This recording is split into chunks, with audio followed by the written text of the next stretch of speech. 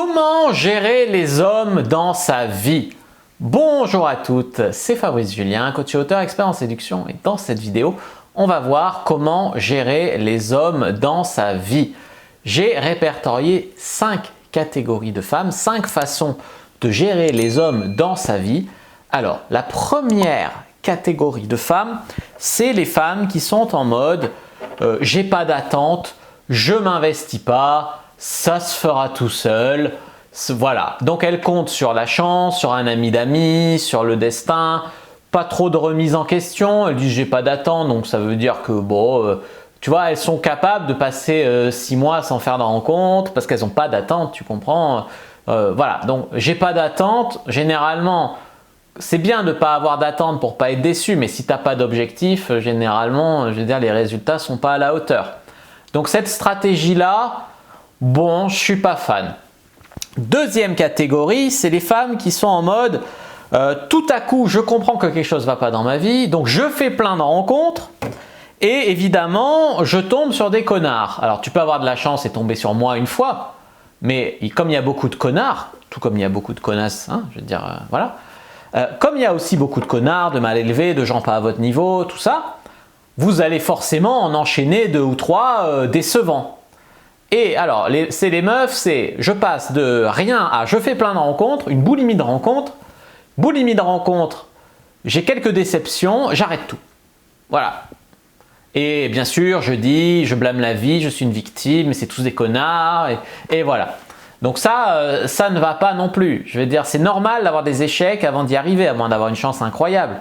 Voilà, tu as aussi les femmes qui sont en mode je drague une fois, ça c'est la troisième catégorie.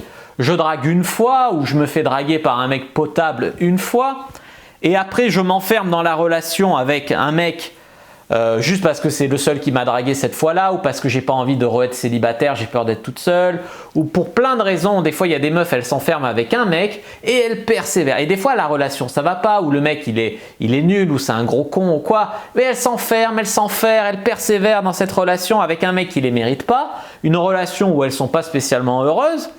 Et du coup, elles ratent d'autres rencontres qui leur donneraient de meilleures relations et des mecs mieux. Elles s'évitent aussi de tomber sur pire, évidemment.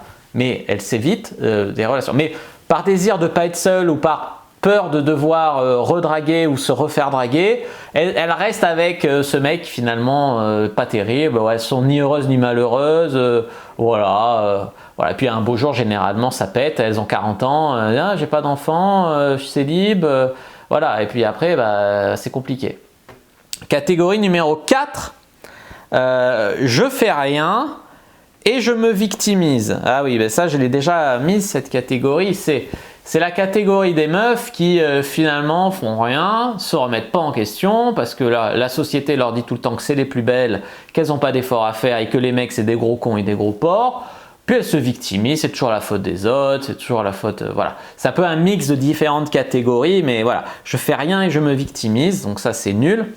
Voilà, maintenant comment gérer les hommes, la catégorie numéro 5, et c'est vraiment celle que je vous recommande, c'est agir en faisant des efforts, en faisant de son mieux, en restant positive, mais en se respectant et en pensant à long terme. Ça veut dire quoi? Agir, ça veut dire quoi? Ça veut dire que, par exemple, tu as décidé de faire des rencontres, tu te bouges le cul, tu t'inscris soit sur une appli, soit tu sors dans un bar avec des copines, soit tu… voilà. Tu veux faire des rencontres, quand un mec te drague dans la rue, tu dis pas non, sans même le regarder. Voilà, ça veut dire agir, ça veut dire se mettre un objectif et essayer d'y arriver. Je te dis pas de dire oui à tous les mecs, c'est la notion de se respecter. À tous les mecs, s'ils te plaisent pas, si voilà. Mais en te respectant, tu fais ça. Ça veut pas dire coucher avec tout le monde, n'importe qui, faire non plus. Mais ça veut pas dire aussi se respecter, c'est aussi ne pas se frustrer. Il y a des meufs, elles ont envie d'un mec. Elles invitent le mec chez elles, puis elles paniquent un peu, elles ont peur de ne pas être à la hauteur, elles ont peur de ci, peur de ça, du coup elles le foutent dehors, le mec il comprend pas, elles non plus elles comprennent pas d'ailleurs, et après elles rationalisent, elles réécrivent en mode oui il a pris un jus d'orange, tu te rends compte, ça veut dire que ça doit être un ancien alcoolique, il a des problèmes avec l'alcool, non, scénario tiré par les cheveux, elles rationalisent pourquoi elles se sont comportées de manière irrationnelle. C'est l'émotion, c'est la peur de ne pas être à la hauteur, la peur d'être nu devant, la peur de faire l'amour alors que ça fait longtemps qu'elles l'ont pas fait, la peur de beaucoup de choses comme ça, qui font que des fois, voilà. Donc il faut agir, avoir ses objectifs, essayer de rester en cohérence, faire de son mieux. Faire de son mieux, ça passe par le fait aussi d'accepter de penser autrement. Vous pouvez prendre des formations. Moi, j'ai fait le guide Comprendre et séduire les hommes, le guide Comment draguer sur les sites et les applis de rencontre, Comment séduire un homme de qualité en ligne, ça s'appelle le guide. Comment séduire un homme de qualité en ligne. Il y a peu de femmes qui l'achètent parce qu'elles pensent que comme elles ont des matchs sur Tinder, elles vont forcément…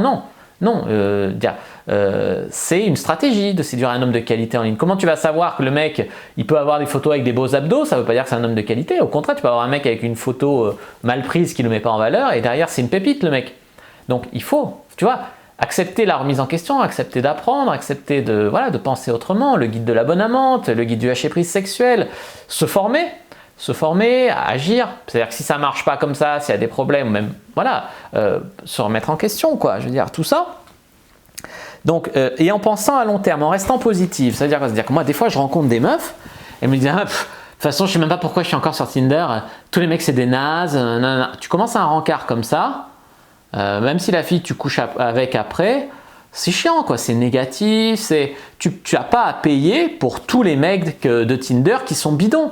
Si je devais faire la liste de toutes les meufs bidons sur Tinder et dire ah bah toi, je sais même pas ce que je fais encore sur Tinder, y a que des meufs qui prennent des photos en cul de poule, qui voilà, je veux dire, je pourrais dire pareil. Pourquoi les meufs se permettent de dire ça?